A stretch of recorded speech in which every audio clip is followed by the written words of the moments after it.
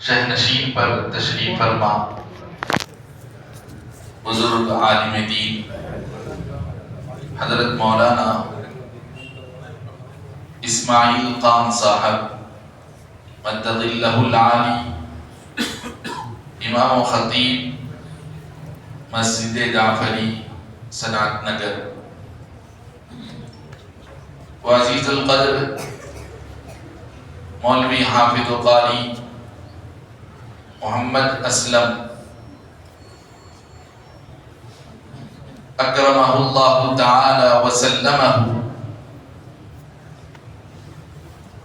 کامل جامع نظامیہ امام مسجد حاضہ، عزیزم برادرم جناب نعمان صاحب مدد اللہ، اور مسجد حاضہ کے دیگر ان کے رفقائے کار، مسجد حاضہ کی کمیٹی کے ارکان و ارباب مجاز، بزرگان ملت و برادران اسلام، السلام علیکم ورحمۃ اللہ وبرکاتہ۔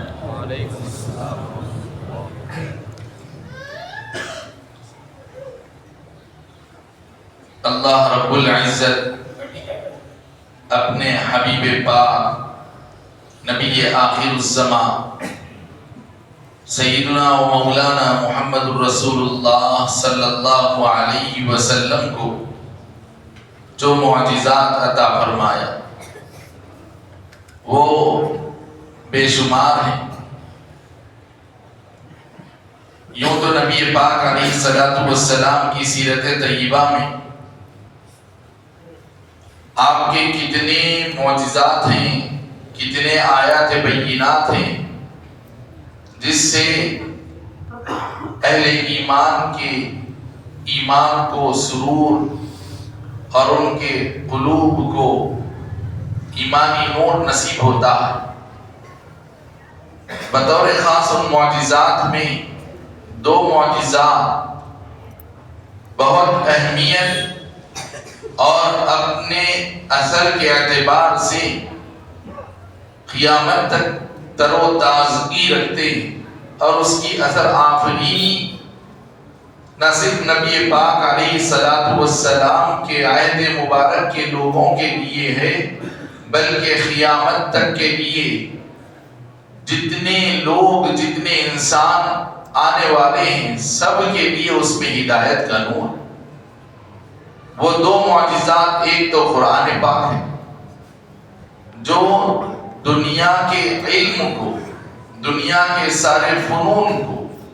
دنیا علم کے اعتبار سے، نالج کے اعتبار سے، ایجوکیشن کے اعتبار سے جس قدر بھی ترقی کر کے کسی بھی بام عروج پر کیوں نہ پہنچ جائے، برابر یہ قرآن پاک اس کے ان ساری ترقیوں کے لیے چیلنج بنا رہے گا کہ دنیا جوں جوں ترقی کرے گی، جوں جوں اپنی معلومات کا اظہار کرے گی، اس سے پہلے سے وہ چیز جس کا علم، جس کی معرفت، جس کی جانکاری، جس کی نالج دنیا کو بعد میں ملتی جا رہی ہوگی، آپ دیکھیں گے کہ اس سے پہلے اس کا ذکر، اس کا اشارہ، اس کی رہنمائی، اس کے گائیڈ لائنز قرآن میں موجود رہیں گے۔ لیکن ابھی ہماری عقل اس لیول پر نہیں پہنچتی ہے، تو جس کی وجہ سے ہم روزانہ تلاوت کرتے جاتے ہیں لیکن ہمارا ذہن اس طرف نہیں جاتا۔ جب جیسے جیسے دنیا تجربات کرتی جاتی ہے، ایکسپیریمنٹس کرتی جاتی ہے، تو دنیا کا ذہن آہستہ آہستہ نالج کے اعتبار سے اس لیول پر پہنچتا جاتا ہے، تو دنیا جب قرآن پاک کی اس آیت میں قرآن نے کس بات کا اشارہ کیا تھا، قرآن میں کیا گائیڈنس پیش کی تھی، جب دنیا اس کو سمجھتی ہے اور قرآن پاک کی حقانیت پر ایمان لاتی ہے۔ تو یہ قرآن پاک کا معجزہ صبح قیامت تک کے لیے، ساری انسانیت کے لیے معجزہ ہے۔ اسی لیے قرآن پاک اپنا تعارف، اپنا انٹروڈکشن کرتے ہوئے کہتا ہے ہدی للناس، ہدی للناس، کہ یہ ساری انسانیت کے لیے ہدایت کا سرچشمہ۔ پھر دوسرا جو معجزہ ہے، قرآن علم کے اعتبار سے معجزہ ہے۔ اب دوسرا جو معجزہ، معجزہ معراج، اس کی اثر آفرینی بھی یہ نہ سمجھیں آپ کہ یہ معجزہ نبی پاک علیہ السلام کے عہد مبارک میں ہوا۔ نبی پاک علیہ السلام کے ہجرت کے واقعے سے مختلف روایات کے مطابق، بعض روایات میں اس کو 3 سال پہلے ہجرت سے، بعض روایات میں 1.5 سال پہلے، بعض میں 1 سال 6 مہینے پہلے، بہرحال جو بھی، تو ہم یہ مان کر کے یہ تو حضور پاک علیہ السلام کے اعلان نبوت کے 11ویں سال پیش آیا، ایک واقعہ تھا، ہو گیا، ایسا نہیں، بلکہ اس کی اثر آفرینی، اس کے نتائج، اس کے فوائد و ثمرات، اس کے فیوز و برکات قیامت تک کے نہ صرف مسلمانوں کے لیے بلکہ ساری انسانیت کے لیے اپنے اندر ہدایت کا سامان لیے ہوئے۔ آپ دیکھیے آج موجودہ دنیا سائنس کے اعتبار سے، اپنی ٹیکنالوجی کے اعتبار سے، اپنے ہنر کے اعتبار سے، اور اب ترقی کرتے ہوئے اے آئی کا دور جو شروع ہو گیا، اب دنیا سارے اقوام کو چیلنج کرے گی،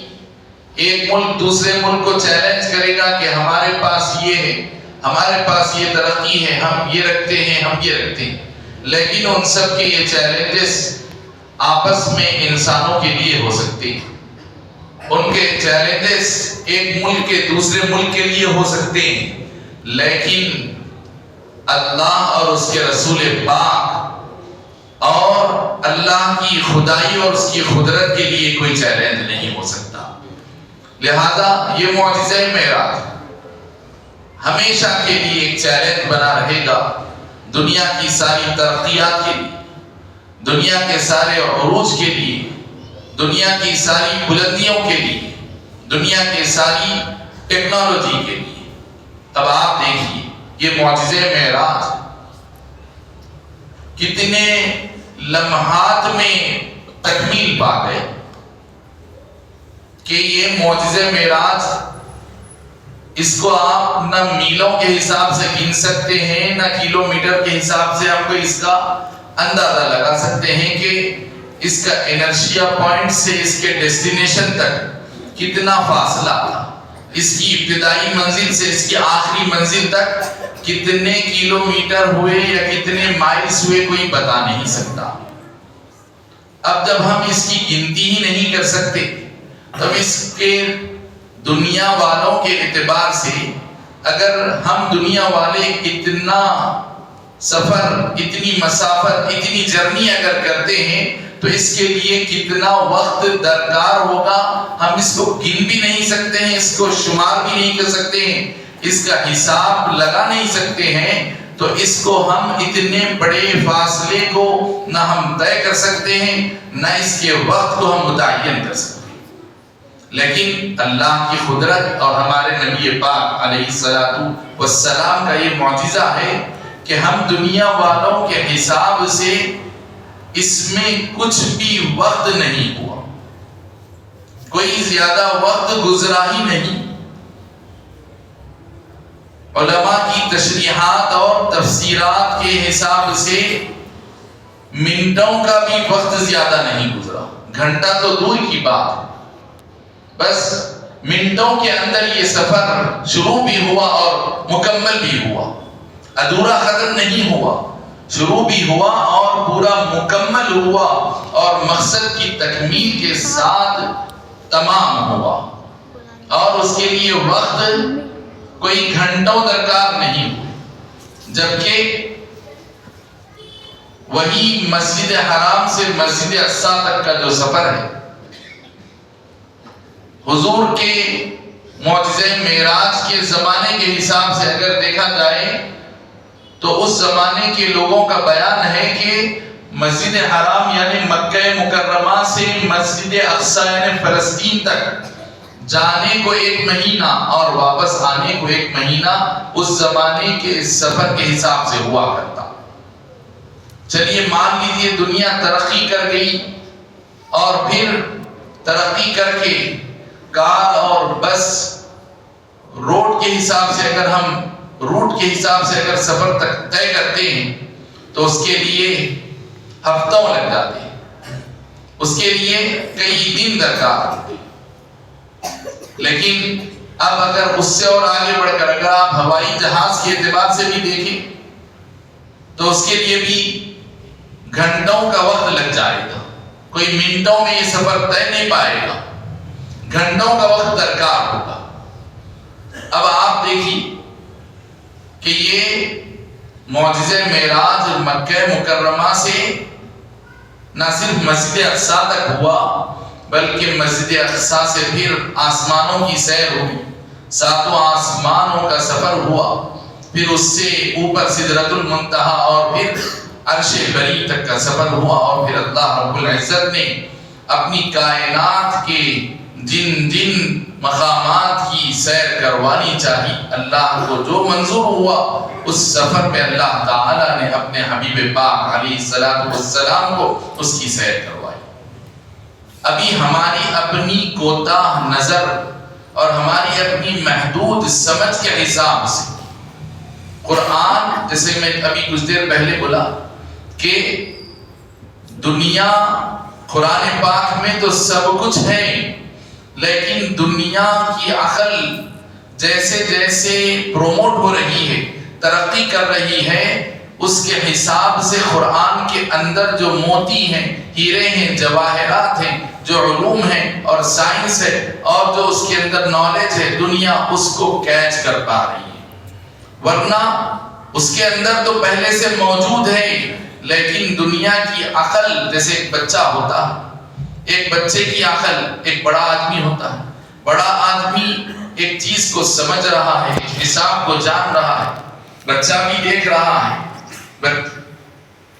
بچے کے سامنے بھی یہ دنیا ہے، لیکن بچہ اپنی کوتاہ نظری کی وجہ سے، کم عمر بچہ 5 سال کا 6 سال کا بچہ، اس کے سامنے بھی دنیا، بس دنیا کو یوں ہی دیکھ رہا ہے کیونکہ اس کی عقل اس درجے پر نہیں پہنچی۔ لیکن ایک بڑا آدمی ہے سمجھدار، وہ جب دنیا کو دیکھتا ہے تو اس دنیا کے اندر سے وہ اپنے تجربات بھی لیتا ہے اور اپنی عقل کو کام میں لا کر دنیا سے کیا فائدہ اٹھانا ہے اور اس دنیا سے دوسروں کو کیا فائدہ پہنچانا ہے وہ فائدہ پہنچانے کا کام کرتا ہے۔ تو یوں ہی انسانی عقل اور انسانی ترقی کا جو معاملہ ہے کہ انسان جب دنیا کے ان ترقی کے مراحل سے جب گزرتے ہوئے آگے بڑھتے ہیں تو آپ دیکھتے ہیں کہ 1 سال 1.5 سال پہلے ہمارے اس ملک نے ترقی کی ایک منزل طے کرتے ہوئے، شاید اس کا نام چندرائن مشن تھا، مشن چندرائن اس کا شاید نام تھا، آپ سب جانتے ہیں۔ چلیے اب تک سفر ہو رہا تھا ہوائی جہاز کے ذریعے سے، ہم سفر طے کر رہے تھے، زمین سے زمین کا سفر طے ہو رہا تھا کہ ہندوستان سے ہم جا رہے تھے عربستان، ہندوستان سے ہم جا رہے تھے انگلستان، تو یہ جو سفر ہو رہا تھا۔ اب امریکہ کو جاتے ہیں تو 24 گھنٹے میں 36 گھنٹے میں ہوائی جہاز کے ذریعے جاتے ہیں۔ اب آپ دیکھیے، آپ ہوائی جہاز کے ذریعے سے بھی سفر طے ہو رہا ہے تو اس کے لیے بھی دنوں کے دن لگ جاتے ہیں۔ اور پھر اب راکٹ کی ایجاد ہوئی، جب راکٹ کی ایجاد ہوئی تو راکٹ کے ذریعے سے زمین سے نکل کر انسان اب فضاؤں میں سفر کرنے لگا، تو چاند پر اپنا قبضہ جمانے کے لیے، چاند پر اپنا اقتدار حاصل کرنے کے لیے جب سفر کے لیے نکلے راکٹ کے ذریعے سے، تو آپ سب جانتے ہیں کہ اس کے لیے سالوں کے سال کا عرصہ لگ گیا۔ یہ کوئی چند مہینوں میں بھی نہیں ہوا، بلکہ کتنے ہی مہینے اس کے لیے نکل گئے، کتنے ہی مہینوں میں جا کر یہ سفر طے پاتا ہے، اور پھر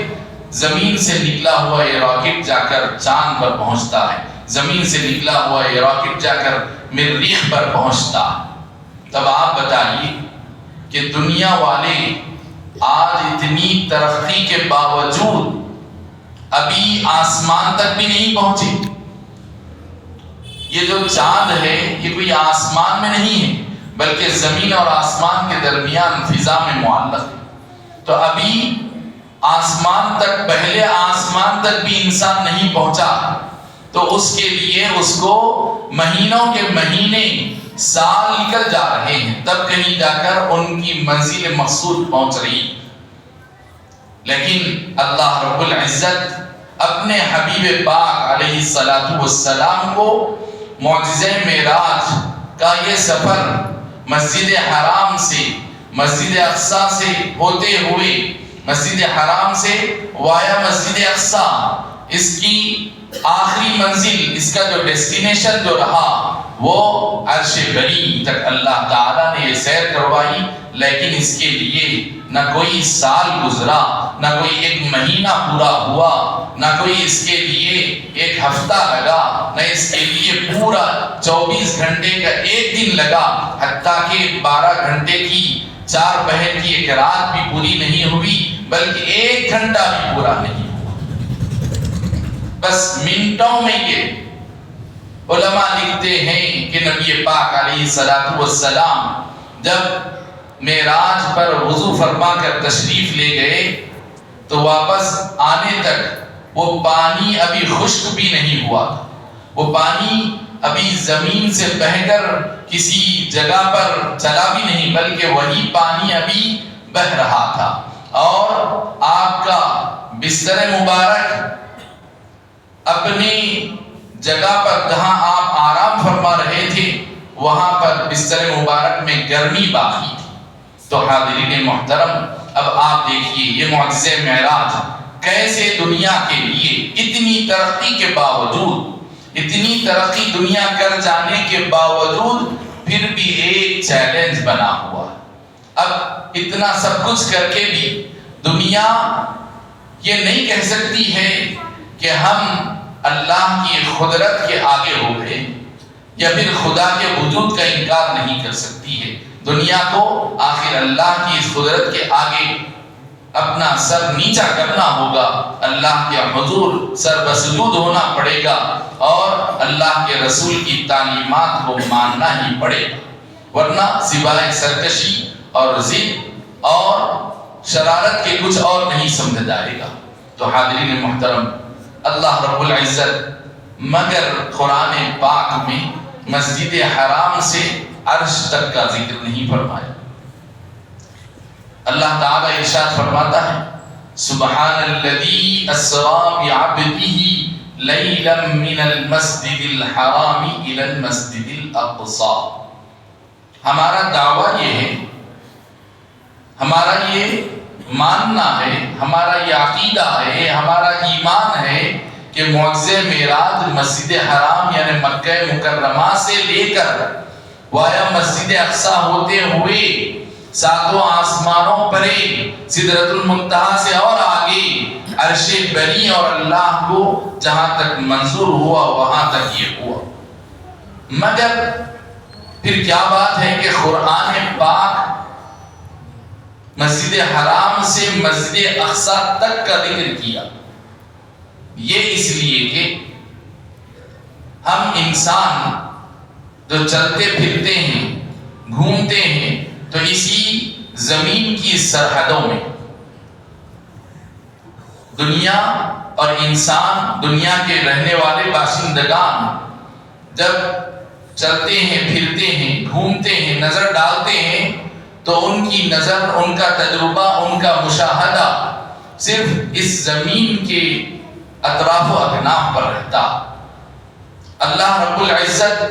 اگر مسجد حرام سے عرش بری تک کا اگر قرآن پاک میں ذکر فرماتا تو کفار مکہ کو مسجد حرام سے مسجد اقصی تک کا سفر قابل قبول نہیں ہوا، مسجد حرام سے مسجد اقصی تک کا سفر ان کو ہضم نہیں ہو پایا، تو کیسے وہ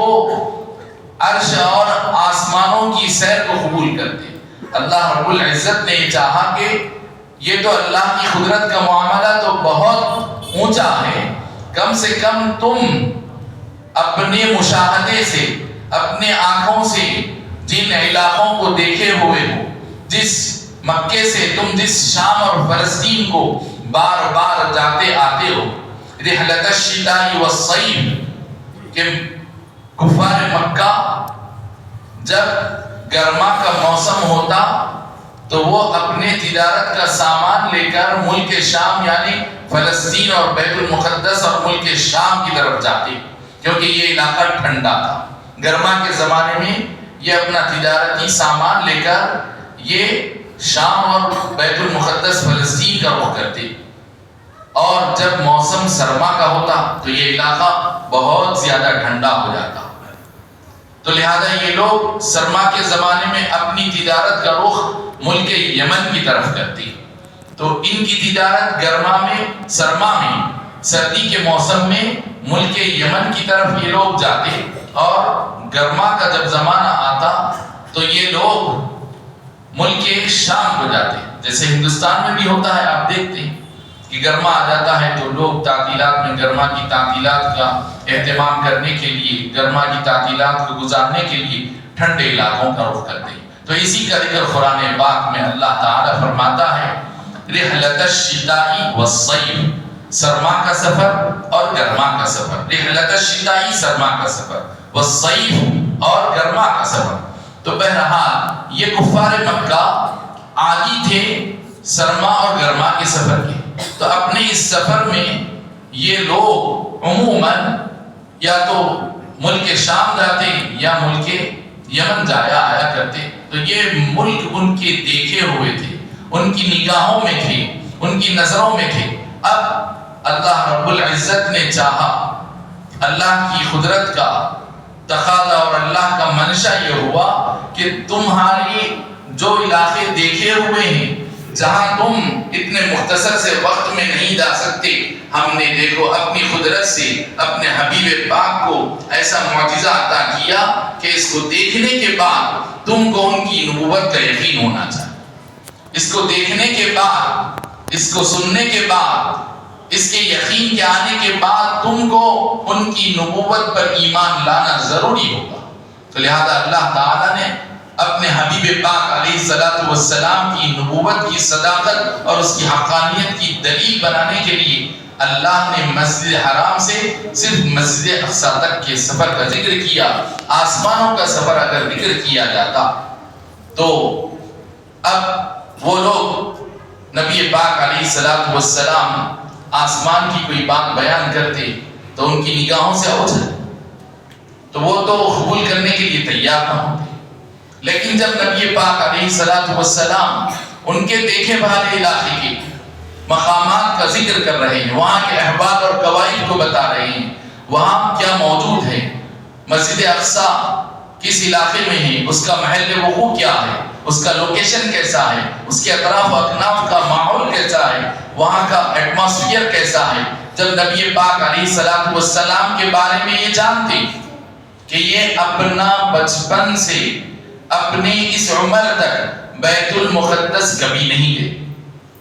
اب یہ سارے عربوں کو معلوم،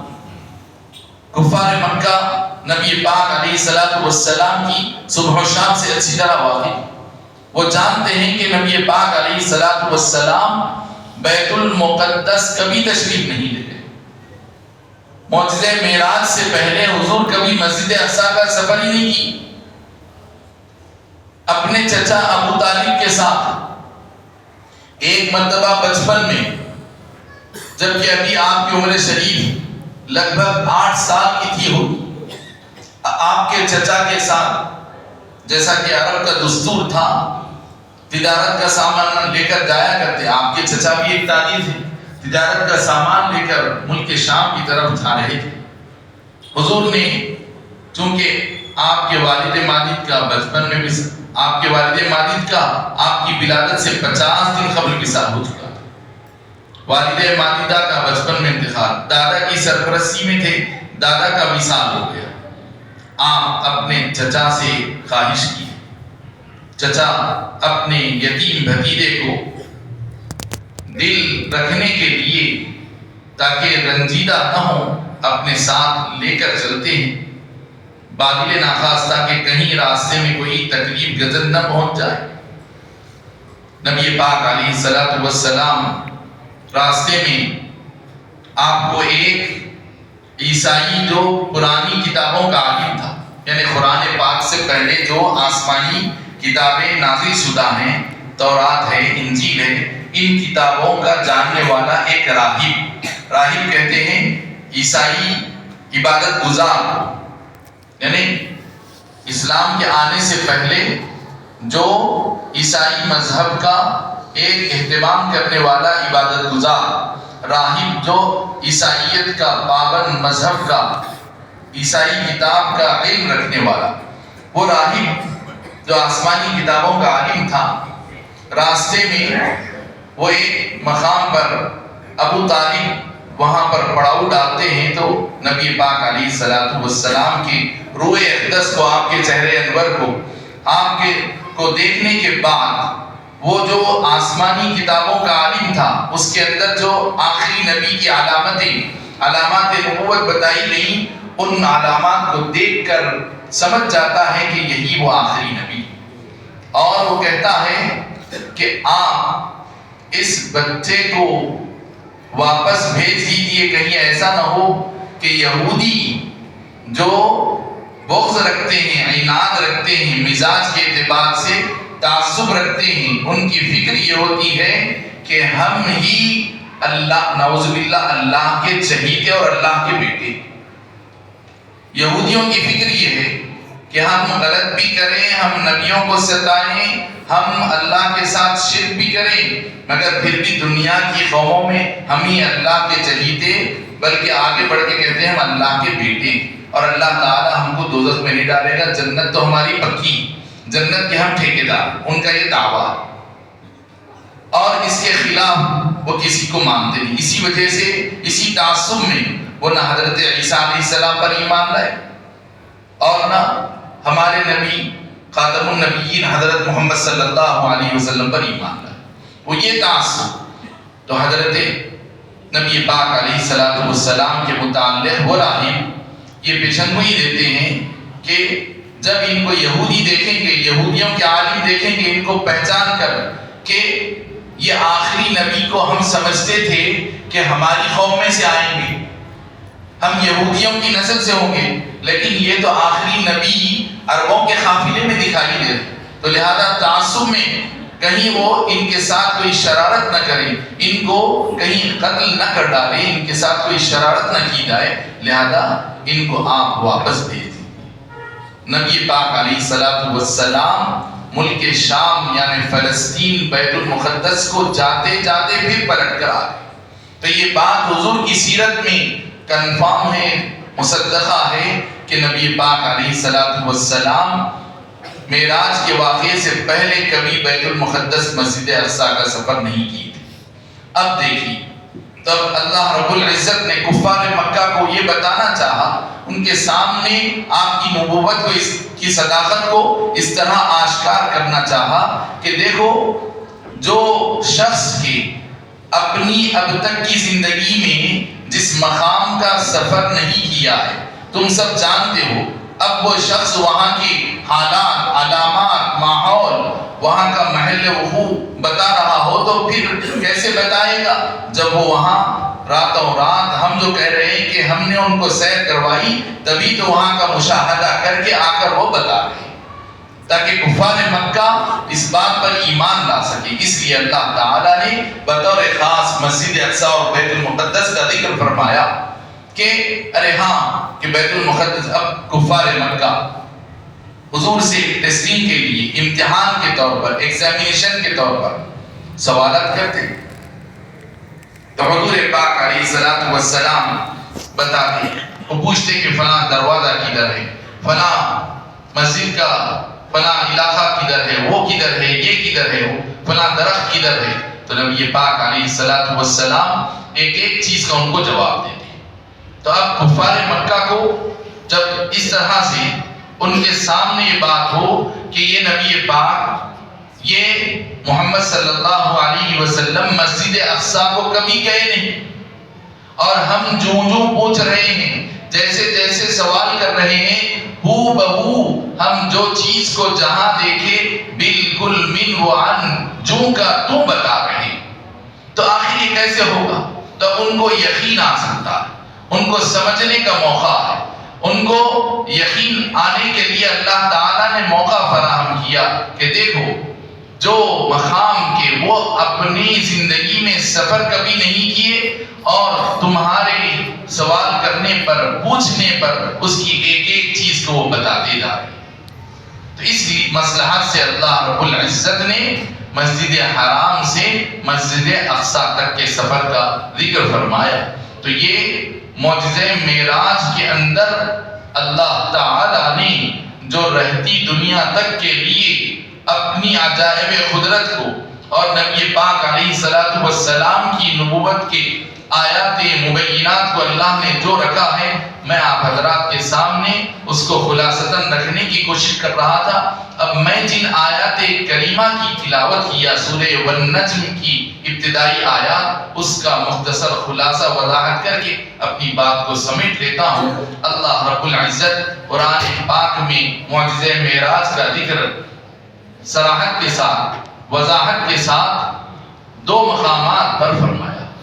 ایک تو پارہ نمبر 15 کے آغاز میں سورہ بنی اسرائیل کی ابتدائی آیت، دوسرے جن آیات شریفہ کی ہم نے ابھی تلاوت کی ابتدائی میں والنجم کے سورے میں پارہ نمبر 27 میں اللہ رب العزت ارشاد فرماتا ہے والنجم اذا ہوا، قسم ہے ستارے کی، قسم ہے تارا جو چمکتا ہے، درخشاں ہوتا ہے، جگمگاتا ہے، اللہ تعالی قسم کھا کر ارشاد فرماتا ہے قسم ہے ستارے کی، اذا ہوا جب وہ نیچے آتا ہے، جب وہ نیچے اتر آتا ہے، ما ضل صاحبکم وما غوا، کہ تمہارے ساتھی، تمہارے ساتھ، تمہاری نگاہوں کے، تمہاری مجلسوں میں تمہارے ساتھ رہنے والے یہ جو نبی ہیں، یہ نہ گمراہ ہوئے نہ یہ راستے سے بھٹکے، ما ضل صاحبکم وما غوا۔ مفسرین کرام ان آیات کی تفسیر میں لکھتے ہیں کہ اللہ تعالی یہاں پر نبی پاک علیہ السلام، ایک تارا تو وہ ہے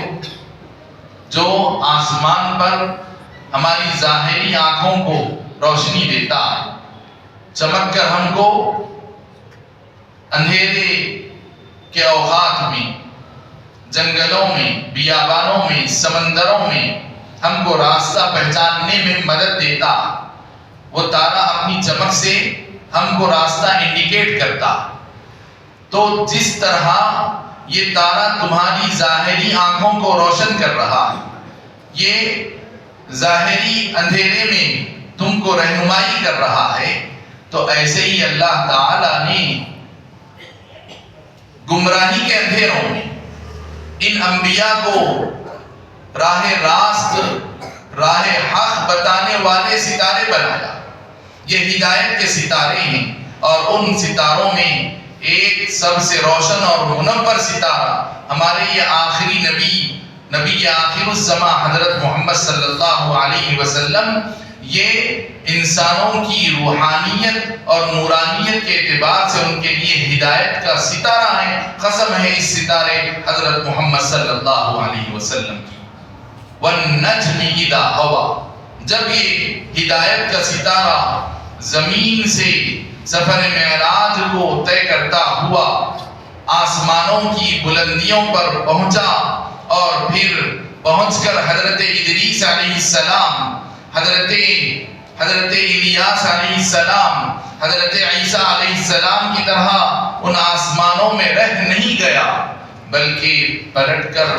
اللہ کی مخلوق کی ہدایت کے لیے پھر اتنی بلندیوں پر جانے کے بعد حضرت ادریس علیہ السلام نے اللہ سے خواہش کی کہ اللہ مجھے جنت دکھا. اللہ تعالیٰ ان کو جنت کے دیدار کے لیے آسمانوں پر بلایا تو حضرت ادریس علیہ السلام جنت کا دیدار کرنے کے بعد اللہ سے معروضہ کیے کہ اللہ جب تو مجھے یہاں ایک مرتبہ لا دیا تو پھر یہاں سے دوبارہ واپس نہ نکال. تو حضرت ادریس وہاں جو گئے تو وہیں پر رہنے کے لیے اللہ سے تقاضا کیے. لیکن یہ ستارہ ہدایت آسمانوں کی بلندیوں پر نہ صرف جنت بلکہ عرش بری تک جا کر پھر اللہ رب العزت کی مخلوق کی ہدایت کے لیے اذا ہوا جب وہ زمین پر اتر آیا قسم ہے اس ہدایت کے ستارے کی. ما ضل صاحبکم وما غوی کہ تمہارے ساتھی یعنی تمہارے ساتھ تمہارے معاشرے میں رہنے والے یہ نبی نہ اپنے مقصد سے گمراہ ہوئے نہ اللہ کے منشے سے ہٹے. یعنی اللہ رب العزت جس مقصد کے لیے آپ کو نبی بنا کر بھیجا وہ مقصد کو پورا کرنے کے لیے آپ واپس زمین پر تشریف لائے. وما ينطق عن الهوى یہ نبی پاک وہ ہیں کہ اپنی زبان سے کوئی لفظ اپنی خواہش سے اپنی مرضی سے نہیں بولتے. یہ کوئی بات اپنی مرضی سے اپنی خواہش سے اپنے ذاتی فائدے کے لیے زبان کو جو آیا کہہ نہیں دیتے ہیں عام انسانوں کی طرح. عام انسان اس کے پاس نفس ہوتا ہے, اس کے پاس شیطان کا بہکاوا ہوتا ہے. عام انسان اپنی زبان سے کچھ غیر غلط بات اس کی زبان سے نکل جاتی ہے. عام انسان اپنی نفس کے تقاضے کے تحت یا اپنی کسی غرض کے تحت اپنے کسی فائدے کے لیے کوئی بات بول لے تو بول لیتا ہے عام انسان. لیکن تمہارے یہ جو ساتھی تمہارے یہ جو نبی ہیں یہ اپنی مرضی اور نفس کی خواہش سے کوئی بات زبان سے نہیں کہتے. وما ينطق عن الهوى پھر کیا ہے کیا کہتے ہیں ان کا کلام وہ جب بات کرتے ہیں تو ان کی بات ہے کیا؟ ان هو الا وحی یوحی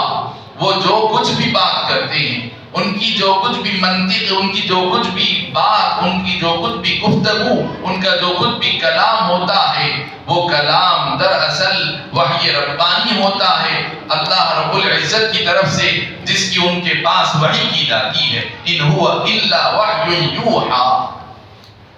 علمہ شدید القوی اس نبی پاک کو تعلیم دی ہے, علم دیا ہے, دین سکھلایا ہے, دین کے احکام بتلائے ہیں, دین کے معاملے میں اس نبی کو ایجوکیٹ کیا ہے. ان کے اللہ نے ان کے رب میں جو بہت ہی قوتوں والا بہت ہی قدرت والا بہت زبردست طاقت والا علمہ شدید القوی ذو مرۃ جو بہت زبردست طاقت والا فاستوى پھر وہ نبی پاک علیہ السلام ان سارے کمالات کے باوجود وہ برابر جادہ حق پر قائم رہے. جادہ حق سے وہ جادہ حق سے ذرا بھی سر منہ بھی جادہ حق سے نہ ہٹے. فاستوى حق کے جادہ پر راہ حق پر پوری طرح سے استقامت کے ساتھ قائم و دائم رہے. فاستوى وهو بالافق الاعلی اور پھر وہ نبی پاک علیہ السلام افق اعلی پر جبریل امین کا دیدار کی. اب یہاں پر مفسرین کرام لکھتے ہیں کہ افق اعلی پر ایک تو جبریل امین علیہ السلام جبریل امین علیہ السلام جب زمین پر آیا کرتے تو اپنے بجائے اصلی شکل میں آنے کے وہ کسی صحابی کی شکل میں آتے, کبھی کسی اجنبی مسافر کی شکل میں آتے. عام طور پر ایک صحابی ہیں ان کا نام ہے حضرت دحیہ کلبی رضی اللہ عنہ, بہت خوبرو صحابی. عام طور پر ان کی شکل میں زمین پر تشریف لایا کرتے، لیکن حضور کو اپنی پوری اصلی شکل نورانی جو پر ہیں ان کے پورے پر کھول کر انہوں نے دو موقعوں پر دکھایا. ایک تو غار حرا میں جب پہلی وحی لے کر آئے اس موقع پر، اور دوسرے معجزہ معراج کے سفر کے دوران تو حضرت جبریل امین علیہ السلام افق اعلیٰ کو اپنے پروں سے پورا کور کر کے انہوں نے بھر دیا. اور ایک بات اور ایک تفسیر مفسرین کرام یہ کہتے ہیں کہ نبی پاک علیہ الصلوۃ والسلام کو اللہ رب العزت نے اپنا دیدار پر انوار کروایا. تو مفسرین کرام کی دونوں تفسیریں اپنی اپنی جگہ. وَهُوَ بِالْأُفُقِ الْأَعْلَى ثُمَّ دَنَا فَتَدَلَّى، پھر غرض کے جب نبی پاک علیہ الصلوۃ والسلام کو اللہ رب العزت کا دیدار ہوا تو خیر نبی پاک علیہ الصلوۃ والسلام کو حضرت جبریل کا بھی دیدار ہوا اور اللہ رب العزت کا بھی دیدار ہوا. اور ہم اہل سنت والجماعت کا یہ عقیدہ ہے کہ نبی پاک علیہ الصلوۃ والسلام نے حضور پاک علیہ الصلوۃ والسلام کو اپنا یہ جو دیدار کروایا بحالت بیداری کروایا. بعض لوگ امت میں بعض وہ ہیں جو اس واقعے معراج کو اللہ کے دیدار کو خواب کا واقعہ سمجھتے ہیں، لیکن یہ خواب کا واقعہ نہیں ہے بلکہ یہ بحالت بیداری، جیسے کہ ابتدا واقعے میں عرض کیا گیا کہ نبی پاک علیہ الصلوۃ والسلام کو جبریل امین آ کر نیند سے بیدار کیے، بیدار کر کے براق لائے اور پھر یہ سفر کا آغاز کیا گیا. تو لہذا یہ بحالت بیداری ہوا. اور پھر جسمانی سفر طے ہوا. یہ ایسے نہیں کہ صرف روح کو ہوا بلکہ جسم اور روح کو یہ سفر معراج کروایا گیا کہ جسم سے روح علیحدہ نہیں تھی بلکہ روح اور جسم کے کو بیک وقت یہ معراج کروائی گئی. تو اس کو ہم معراج جسمانی بحالت بیداری بحیثیت اہل سنت والجماعت. علماء اہل سنت والجماعت اپنی کتابوں میں امام سیوطی بڑے امام ہیں، حافظ ابن حجر عسقلانی بہت بڑے محدث ہیں، یہ بڑے بڑے علماء کرام بڑے بڑے محدثین مفسرین، ہمارے جامع نظامیہ کے بانی حضرت شیخ الاسلام امام محمد انوار اللہ فاروقی رحمۃ اللہ علیہ، جن کے فیضان علم سے آج پورا حیدرآباد دکن بلکہ ہندوستان کا گوشہ گوشہ ان کے علم کی فیض رسانیوں سے روشن اور منور ہے، وہ بھی اپنی کتابوں میں یہی بتائیں. حضرت محدث دکن سیدنا عبداللہ شاہ نقشبندی مجددی قادری رحمۃ اللہ علیہ اپنی کتاب معراج نامے میں، معراج نامہ حضرت شیخ الاسلام کے شاگرد ہیں محدث دکن، ان کی کتاب ہے. ہر کوئی عام آدمی بھی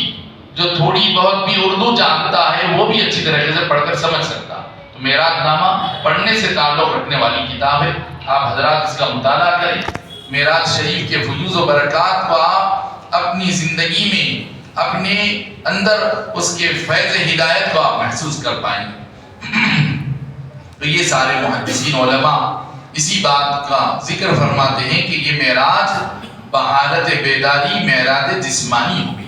تو اللہ رب العزت اپنے دیدار پر انوار سے مشرف فرمایا. جب عرش بری پر نبی پاک علیہ الصلوۃ والسلام پہنچتے ہیں تو اللہ رب العزت اپنے دیدار پر انوار سے مشرف فرما کر اپنی ہم کلامی کی سعادت بخشتا ہے بلا واسطہ جبریل. بغیر جبریل امین کے واسطے کہ اللہ تعالیٰ خود براہ راست ہم کلامی کا شرف بخشتا ہے ہمارے نبی پاک علیہ الصلوۃ والسلام. حالانکہ جبریل امین علیہ السلام جب جب قرآن کی وحی لاتے، چاہے مکے میں ہو یا مدینے میں، مکے میں جب کبھی وحی آتی، اللہ کی طرف سے کوئی پیغام آتا، قرآن پاک کی کوئی آیات نازل ہوتی تو جبریل امین مکے میں لاتے. وہی جبریل امین پھر مدینہ شریف میں بھی آیات ربانی کو لے کر وحی کی شکل میں آیا کرتے. لیکن معراج کی یہ خصوصیت ہے کہ اللہ تعالیٰ نے جبریل امین سے جو پیغام وحی کی جو خدمت تھی اس خدمت کے لیے جبریل امین کو واسطہ نہیں کرایا. جبریل امین کو بھی اللہ تعالیٰ نے معراج کے موقع پر اللہ تعالیٰ نے اپنے حبیب پاک علیہ الصلوۃ والسلام کے سفر معراج میں دخیل نہیں کیا۔ تو یہ نبی پاک علیہ الصلوۃ والسلام کا وہ شرف اور وہ منقبت اور مرتبے کی بلندی ہے کہ جس کے نتیجے میں حضرت جبریل امین علیہ السلام سدرۃ المنتہا کے پیچھے اور نیچے ہی رہ گئے۔ اسی کی وجہ سے نبی پاک علیہ الصلوۃ والسلام کا مقام اور آپ کی شان عالی حضرت جبریل امین روح القدس سے بڑا، سارے انبیاء کرام سے بڑا مقام، اس لیے کہ کسی نبی کو بھی عرش بری کی سیر نہیں کروائی، کسی نبی کے لیے بھی اللہ رب العزت نے اپنے دیدار پر انوار سے مشرف نہیں فرمایا۔ حضرت موسیٰ علیہ السلام تمنا کیے تو حضرت موسیٰ علیہ السلام سے اللہ رب العزت نے فرمایا اے موسیٰ لن ترانی، تم میرا دیدار نہیں کر سکتے، لیکن حضرت موسیٰ علیہ السلام کی خواہش تھی اللہ کا دیدار، اس لیے کہ اللہ رب العزت کا دیدار جنت کی نعمتوں میں ساری نعمتوں سے بڑھ کر نعمت وہی ہو۔ تو حضرت موسیٰ علیہ السلام کو اس کی تڑپ لگی لیکن اس کی تاب نہیں تھی، تو غرض کے کسی نبی کو اللہ کا دیدار نہیں ہوا۔ آخرت میں انبیاء تو انبیاء، عام مومنین کو بھی اللہ تعالیٰ جنت میں اپنا دیدار کروائے۔ تو غرض کے اللہ رب العزت جنت تو وہاں کا دیدار تو بعد میں ہوگا، لیکن اگر اللہ نے مخلوق میں اگر اس رہتی دنیا میں کسی کو اپنے دیدار سے مشرف فرمایا تو وہ ایک ہی ہستی ہے، ہمارے نبی پاک علیہ الصلوۃ والسلام۔ ہمارے نبی پاک علیہ الصلوۃ والسلام کو اللہ تعالیٰ نے اپنے دیدار پر انوار سے مشرف فرمایا اور جبریل امین کے واسطے کے بغیر اللہ نے وحی فرمائی۔ اب وہاں پر جو وحی ہوئی، اللہ تعالیٰ قرآن پاک میں تو یہ فرماتا ہے کہ کیا وحی ہوئی، قرآن پاک اس کا ذکر نہیں کیا، بلکہ فرماتا ہے فَأَوْحَى إِلَىٰ عَبْدِهِ مَا أَوْحَى، کہ اللہ کو اپنے بندے حبیب حضرت محمد کو جو وحی کرنی منظور تھی اللہ نے وحی کر ڈالی۔ اللہ کو جو وحی کرنا منظور تھا اللہ نے وحی کر دی، لیکن کیا وحی کی؟ قرآن پاک سن کے ایک جامع کتاب، اس کے اندر حضرت آدم اور کائنات کے آغاز سے قیامت تک کے سارے مسائل کو اس کے اندر سمونا، تو ظاہر ہے کہ ہر چھوٹی چھوٹی بات اس کے اندر ذکر نہیں کی جا سکتی، البتہ اشارے اس کے اندر دے دیے جاتے ہیں، ہنٹس دے دیے گئے، اب اس کو جو پہچان کر نکال لے۔ بہرحال نبی پاک علیہ الصلوۃ والسلام اس آیت کی تفسیر میں اپنے کلام مبارک کے ذریعے سے رہنمائی فرماتے ہیں، اور اس موقع پر اللہ نے جو وحی کی وحی کرنے والے کو معلوم، اور جس کو وحی کی گئی اس نبی کو معلوم، دینے والے کو معلوم اور لینے والے کو معلوم کہ اس موقع پر کیا وحی کی گئی، لیکن اس میں سے کچھ باتیں جو حضور نے بتائی وہ ہم بندوں کو معلوم ہوئی، باقی وہ سب اللہ کا ایک راز۔ اللہ رب العزت نبی پاک علیہ الصلوۃ والسلام کو جو وحی فرمائی من جملہ اس کے انکلوڈنگ، آپ ٹوٹل کیا وحی تھی نہیں بول سکتے، لیکن اس میں کیا انکلوڈ تھا؟ ایک تو یہ ہماری 5 وقتہ نمازوں کی فرضیت کا اعلان کہ 5 نمازیں اس امت پر فرض کی گئی۔ یہ اس موقع پر اللہ نے براہ راست حضور کو وحی فرمائی کہ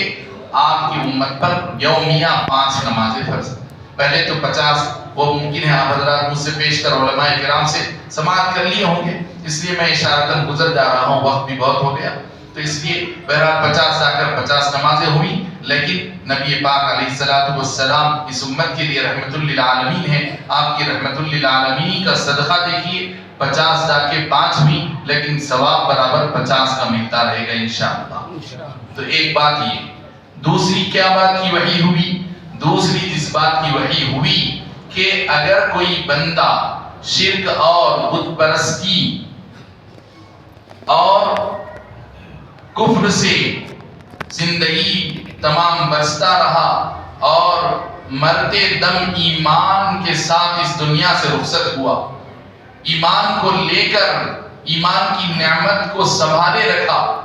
اب ایمان کی نعمت تو سنبھالے رکھا، اگر اس سے کچھ قصور ہو گئے، گناہ ہو بھی گئے، تو اللہ تعالیٰ اس ایمان کے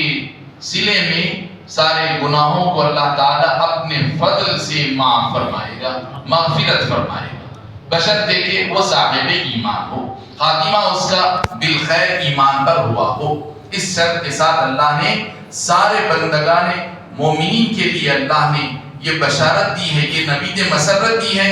کہ شرک کے سوا سارے گناہ اگر میں چاہوں تو اپنے فضل سے معاف فرما دوں گا۔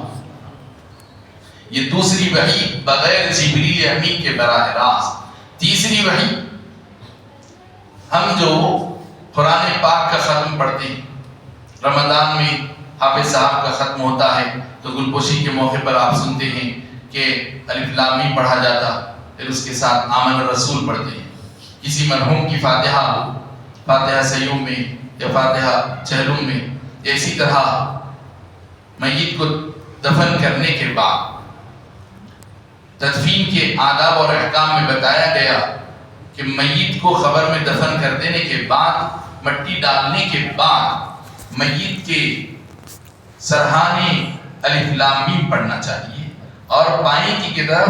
آمن الرسول پڑھنے کا حکم ہے۔ تو یہ جو آمن الرسول کی آیتیں، یہ آمن الرسول سے ختم سورہ بقرہ تک جو 2 آیتیں ہیں، اس کی یہ شان ہے، اس کی یہ فضیلت ہے کہ یہ آیتیں اللہ تعالیٰ نے اپنے حبیب پاک علیہ السلام کو زمین پر نہیں بلکہ آسمانوں پر بلا کر وہاں پر بغیر جبریل امین کے واسطے کے براہ راست اللہ نے اپنے حبیب کے قلب اطہر پر وحی فرمائی۔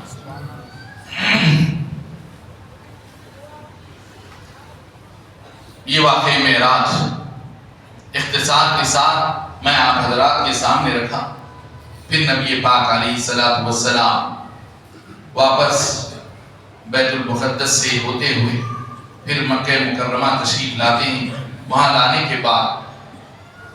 کفار مکہ کے سامنے نبی پاک علیہ السلام جب اس واقعہ معراج کا ذکر فرماتے ہیں تو کفار مکہ اس پر چراغ پا ہوتے ہیں، باولا مچاتے ہیں اور ایک دھوم کرتے ہیں کہ ایسا کیسے ہو سکتا ہے، یہ تو جھوٹ ہے، فلاں ہے، غلط ہے۔ بہرحال کفار مکہ نبی پاک علیہ السلام سے